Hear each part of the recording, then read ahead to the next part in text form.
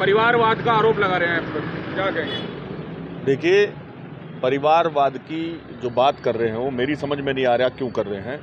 आप खुद देखिए, आदरणीय राजनाथ सिंह जो देश के बड़े नेता हैं, आप जानते हैं उन पे क्या पद है भारतीय जनता पार्टी की सरकार में?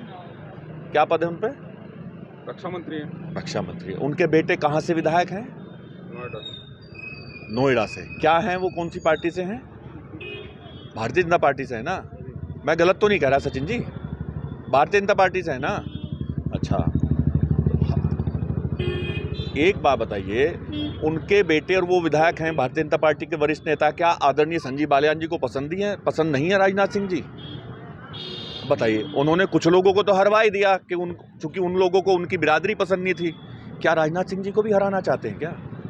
मेरी समझ नहीं आ रहा। दूसरा, मैं जानकारी के लिए बता दूं, देखिए, आप ही जैसे पत्रकारों के, जो प्रिंट मीडिया के लोग हैं, उनके द्वारा छापी हुई ये न्यूज़ है जिसमें लिखा है भाजपा यानी भारतीय जनता परिवार, 24 टिकट तो बेटों में और 15 रिश्तेदारों में बांटे भाजपा ने।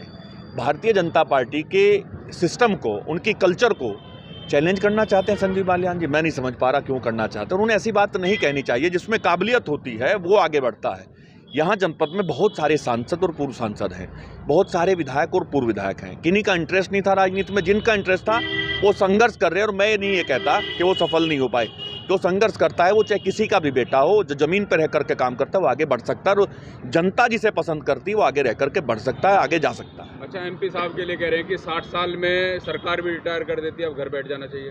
अरे, संजीव जी को सोचना चाहिए कि जिस व्यक्ति को वो कह रहे हैं कि रिटायरमेंट की तरफ है, आज भारतीय जनता पार्टी के उस नेता को हराने के लिए मुजफ्फरनगर की जनता ने उसी 60 साल से ज़्यादा उम्र के व्यक्ति को चुना है, और उनके अहंकार को तोड़ने का वही 60 साल से ज़्यादा उम्र का व्यक्ति काम करेगा।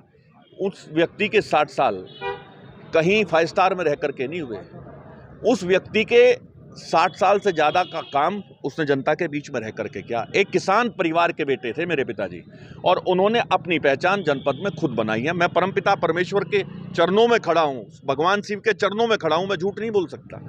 हमने कभी भी राजनीतिक पद का इस्तेमाल अपने कद को बढ़ाने के लिए नहीं किया। आदरणीय संजीव जी कहाँ हैं और हम कहाँ हैं वो सब जानते हैं। अच्छा विधायक जी, आज सरधना क्षेत्र में भी डॉक्टर संजीव